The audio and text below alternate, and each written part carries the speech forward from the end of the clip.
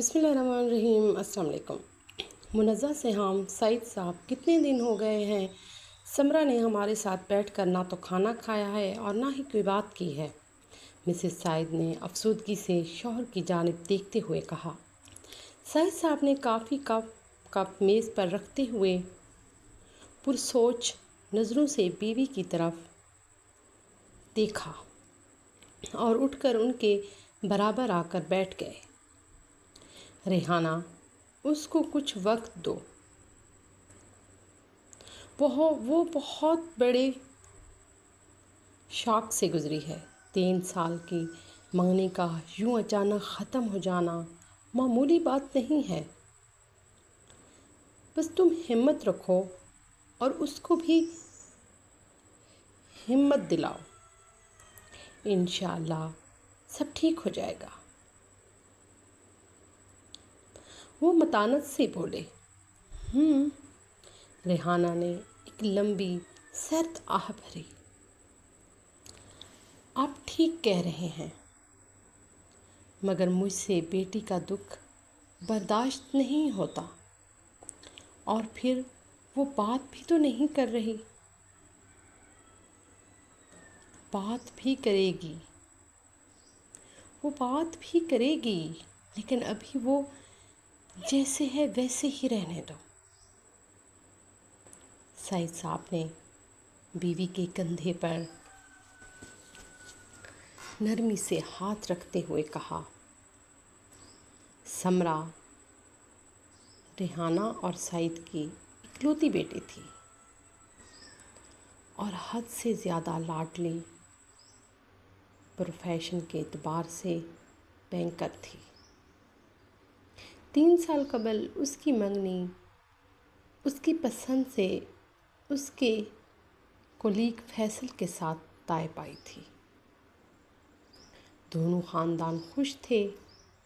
जल्द शादी की तैयारी शुरू होने वाली थी कि अचानक फैसल बिना कुछ बताए यूएसए चला गया और वहाँ पहुंचकर बज़रिया फ़ोन समरा को बता दिया कि वो अब उसका इंतज़ार ना करे, क्योंकि वो अब वापस नहीं आएगा। ग्रीन कार्ड के हसूल के लिए उसको वहीं शादी भी करनी होगी। फैसल के घर वाले जहाँ शर्मिंदा थे बेटे की इस हरकत पर, वहाँ उन्होंने बहुत दुख भी था कि समरा जैसी अच्छी लड़की अब उनकी बहू नहीं बनेगी। समरा के वालिदैन के लिए भी ये खबर किसी बम धमाके से कम ना थी, लेकिन उससे भी बढ़कर उनके लिए मसला समरा की खामोशी थी। जॉब से उसने रिज़ाइन कर दिया था और सारा दिन कमरे में बंद रहती। खाना तो पहले भी कम खाती थी, मगर अब तो सारा दिन कॉफ़ी के मग और एक स्लाइस या 2 बिस्कुट पर गुजारा हो रहा था। रेहाना ने कई बार बेटी से उसके दिल का हाल जानने की कोशिश की,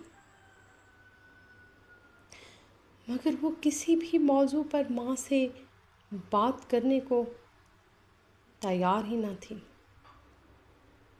सारे घर में मर्दनी सी छाई हुई थी। सईद साहब सुबह अपने ऑफिस चले जाते और रात 9 बजे वापस आते। समरा अपने कमरे से बाहर ही नहीं निकलती। यूँ रेहाना पूरे घर में बोली बोली फिरती। सोफ़िया, मुझे चाय का 1 कप दे दो और फिर किचन की अच्छी तरह सफाई कर लो। रेहाना ने लॉन्च से मुलाजमा को आवाज़ देकर कहा। सोफिया ने कुछ देर बाद चाय का कप और अखबार मेज़ पर रखा। जैसे ही पलटी, उसके चेहरे पर खुशगवार हैरत दर आई। समरा बाजी, आपके लिए भी चाय बना के लाऊं? सोफिया की आवाज़ पर रेहाना ने पलट कर देखा तो समरा दोनों हाथों से अपनी कनपट्टियां दबाते हुए लॉन्च में आ गई। क्या हुआ समरा? सर में दर्द है? रेहाना ने प्यार से समरा का हाथ थामकर उसको अपने पास सोफे पर बिठाया। अम्मी, सर फटा जा रहा है। दर्द इतना शदीद है कि मुझे कुछ नज़र भी नहीं आ रहा। सोफिया, जाओ मेरे कमरे में डाबर आमला हेयर ऑयल की बोतल ले आओ। रेहाना ने सोफिया को जल्द जाने का इशारा किया। अम्मी, तेल नहीं लगवाऊंगी, समरा ने माँ की तरफ देखते हुए कहा। आप जानती तो हैं, तेल के चिपचिपेपन से मुझे उलझन होती है। बेटी, डाबर आमला हेयर ऑयल कोई आम तेल नहीं है। तुम आज मेरी बात मान लो, देखो कैसे आराम आएगा।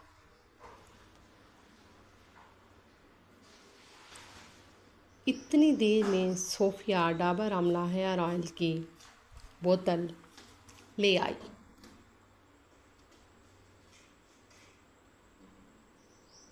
समरा, तुम नीचे किचन पर बैठ जाओ, रेहाना ने समरा से कहा तो वो बादल खास्ता सोफे से उठकर मुंह बसोरती नीचे किचन पर बैठ गई।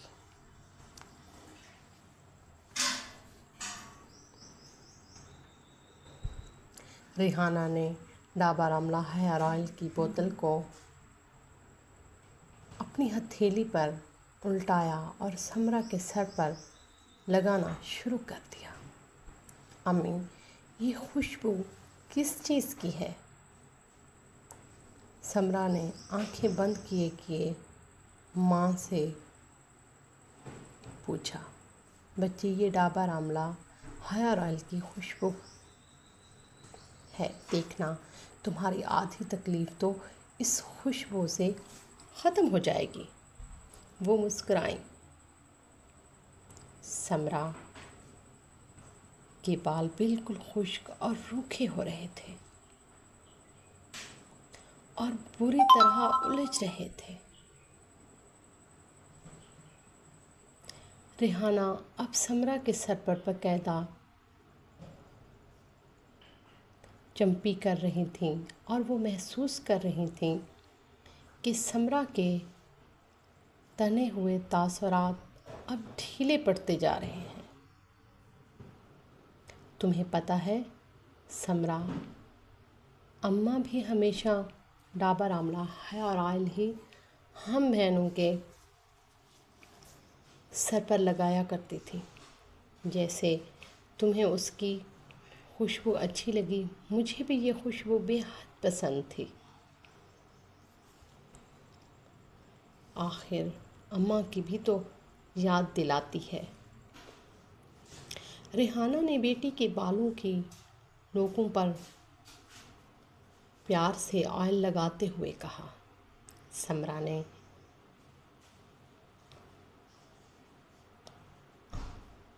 अपने पाँव पसार कर उन पर तके रखते हुए माँ से कहा।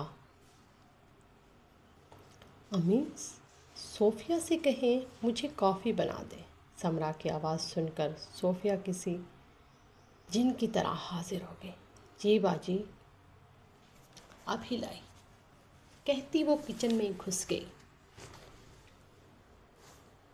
समरा, कुछ खा भी लो। बेटी कब तक भूखी रहोगी? माँ थी ना, बेटी के दुख पर उससे ज़्यादा दुखी थी। अम्मी ज़ोर से चंपी कीजिए, बहुत आराम मिल रहा है। समरा ने माँ की बात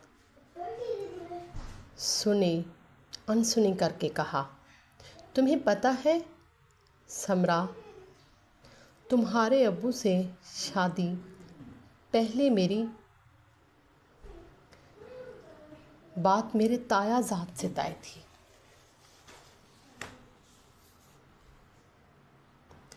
क्या? समरा ने हैरत से सर घुमाकर माँ को देखा।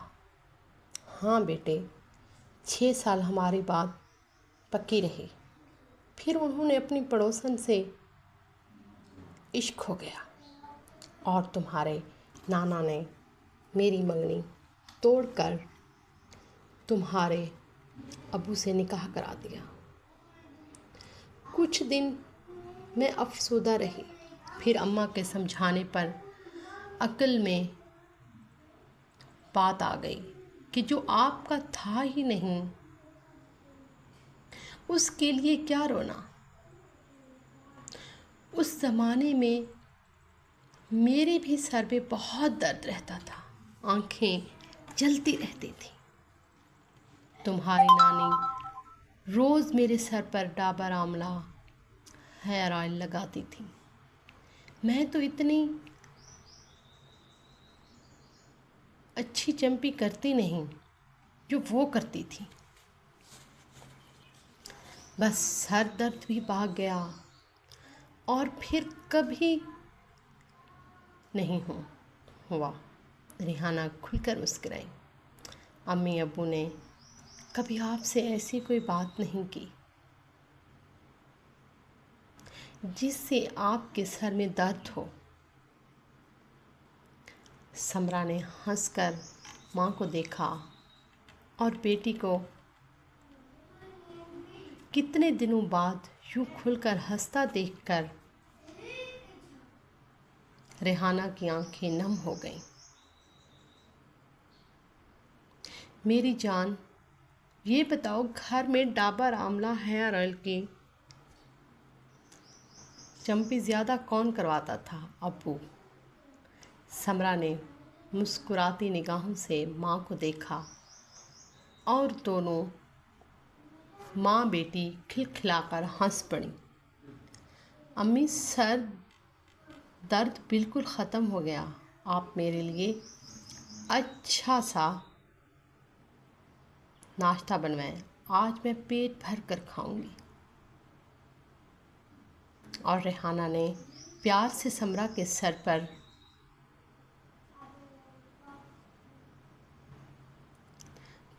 चिप लगाई और डाबर आंवला हेयर ऑयल की बोतल को चूम कर धीरे से कहा, तुम ही तो हो मेरे घर की खुशबू की ज़ामिन।